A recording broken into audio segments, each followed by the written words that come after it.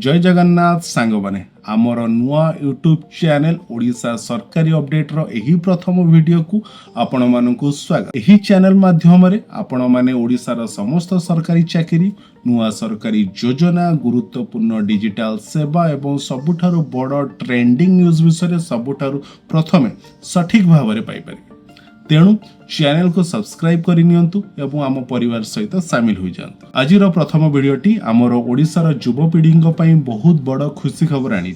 ओडिशा इतिहास रे सबुठारु बड़ इंडस्ट्रियल विप्लव आरंभ होबाकू जाउछि। केवल गोटिए नुहे बरं ओडिशार प्राय 2.5 लाख कोटी टंकारु अधिक पुंजी निवेश हेबाकू जाउछि, जहा लक्ष लक्ष नुआ चाकरी सृष्टि करिवो। गतकाली माने मे 27 रे मुख्यमंत्री मोहन चरण माझी एक बृहत बड़ प्रोजेक्टर शिलान्यास करिसंति। जगतसिंहपुर जिलार पारादीप निकटस्थ ढिंकिया ठारे JSW ग्रुप रो निजर नुआ इंटीग्रेटेड स्टील प्लांट रो निर्माण कार्य आरंभ करि दैछि। आपण माने जानिथिबे जे पूर्वरु सेठारे पोस्को कंपनी रो आसीबार थिला, किंतु ताहा होई पारि नथिला। एबे सेठारे JSW प्रथम पर्यायर 65,000 कोटी टंकार विशाल निवेश करुछि। एही प्लांट रो वार्षिक 13.2 मिलियन टन स्टील उत्पादन हेबो। आगामी दिन में यही निवेश बढ़ी 1,25,000 कोटी पर्यंत जीव, जो थे सीमेंट प्लांट एवं पावर प्लांट मध्य रहिबो। मुख्यमंत्री टार्गेट देइछंती जे 2028 मसिया सुधा एठारे उत्पादन आरंभ होई जिवो एवं पारादीप देशर स्टील कैपिटल रे परिणत हबो। एहा सहित आउ एक बड़ खबर आसीछि, जोटा होछि वेदांत ग्रुप तरफु। मुख्यमंत्री एवं वेदांतर चेयरमैन अनिल अग्रवाल मध्य लोकसभा भवन में गुरुत्वपूर्ण बैठक अनुष्ठित हो जाइछि।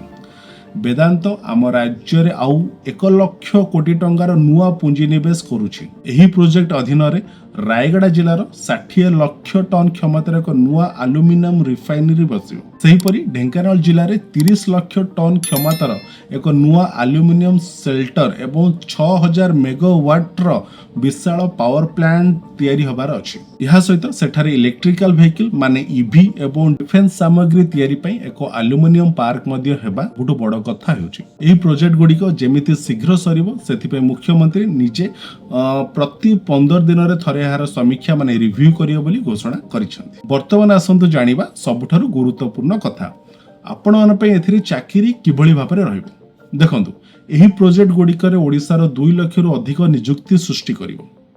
नियुक्ति दुईटी पर्यायर आसीबो। प्रथमे एबे कंस्ट्रक्शन बा निर्माण कार्य आरंभ होई गलानी, तेणु civil engineer, site supervisor, safety officer एवं श्रमिक मानकर बहुत डिमांड रहिबो। एवं द्वितीय रे जेतेबेले 2028 रे प्लांट चालू हबो सेतेबेले मेशिन चलाया पे हजार हजार संख्यार ITI एवं डिप्लोमा पिला दरकार हेबे। मेकानिकल और इलेक्ट्रिकल B.Tech पिलांग पई कोर सेक्टर रे चाकरी रहिबो। एवं जो माने साधारण ग्रेजुएशन करछन्ती अर्थात BA B.Com किंबा B.Sc करछन्ती सेमानक पई HR, अकाउंटेंट, एडमिनिस्ट्रेशन एवं ता सहित स्टोर मैनेजमेंट रो भी सुजोग मिलिबो। केवल एतिक नुहे, एते बड़ प्लांट हेले हजार हजार लोकंकर ट्रक चलिबो, तेणु ट्रांसपोर्ट बिजनेस भी बढ़िबो।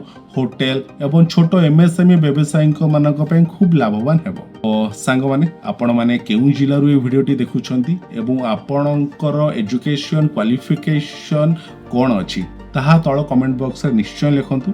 आपण मानक कमेंट देखिले मु जानि परिबि जे केउ चाकरी विषय रे अधिक वीडियो आपण मानक पई मु नै आसीबि। जेमिति ही एई कंपनी गुडकर कोनसी ऑफिशियल नियुक्ति विज्ञापन बा एप्लीकेशन फॉर्म बाहरिबो, मु सबुठार प्रथमे ओडिशा सरकारी अपडेट चैनल रे आपण मानकु अपडेट करई देबि। तेणु चैनल को सब्सक्राइब करिके रखि थांतु एवं बेल आइकन में जो ऑल नोटिफिकेशन जो बटन अछि ताकू भी प्रेस करिके रखि थांतु एवं वीडियोटी को निज सांग मानक सहित शेयर करिया पे जमरु भूलिबेनी। पुणी देखा हबो आगामी वीडियो रे। से पर्यंत रहिली जय जगन्नाथ, वंदे उत्कल।